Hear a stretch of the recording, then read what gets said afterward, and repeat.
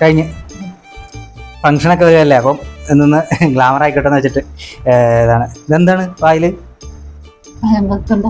കൽക്കണ്ടോ? ഇതേ കല്ല.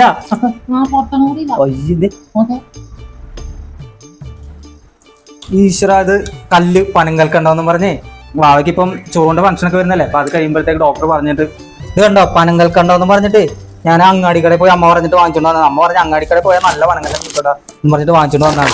ഇതേ കല്ല് മാതിരി ഇരിക്കുന്നത്, കല്ലല്ല ചില്ല് മാതിരി ഇരിക്കുന്നത്. അത് കൊടുത്ത് സൂചി ഗോതമ്പ് വാങ്ങിച്ചാണ് അവിടുന്ന് തന്നെ. സൂചി ഗോതമ്പ് ഉണ്ടോ? ഇത് സൂചി ഗോതമ്പോ സാധാരണ ഗോതമ്പോ? എന്നിട്ട് അമ്മേനെ വഴക്ക് പറഞ്ഞതിന് വേണ്ടി ഞാൻ പോയിട്ട് പിന്നെ ഈ ഡ്രൈ ഫ്രൂട്ട് കിട്ടുന്ന കടയിൽ പോയിട്ട് വാങ്ങിച്ചോണ്ട് വന്നത്. ഇതെങ്ങനെയുണ്ട്?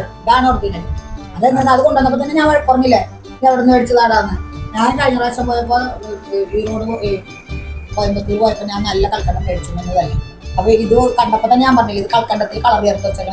അപ്പൊ നീ എന്നെ എന്താ പറഞ്ഞത്? നമുക്കറിയാൻ പാടില്ല, അമ്മ പറഞ്ഞ കടയിൽ നിന്ന് തന്നെ ഞാൻ മേടിച്ചെന്ന് പറഞ്ഞു.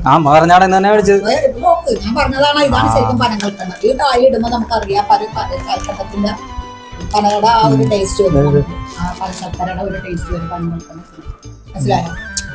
ഒരു പനം കൽക്കണ്ടത്തിന്റെ ആ ഒരു ടേസ്റ്റും ആ ഒരു കോഫിയുടെ ടേസ്റ്റ് ഒക്കെ ഉണ്ട്. പാലിട്ട് കഴിഞ്ഞാൽ പെട്ടെന്ന് അലിഞ്ഞു പോവുകയൊക്കെ ചെയ്യുന്നുണ്ട്. അത് കൊച്ചിന് കൊടുത്ത വേറെ അസുഖം വരുള്ളൂ.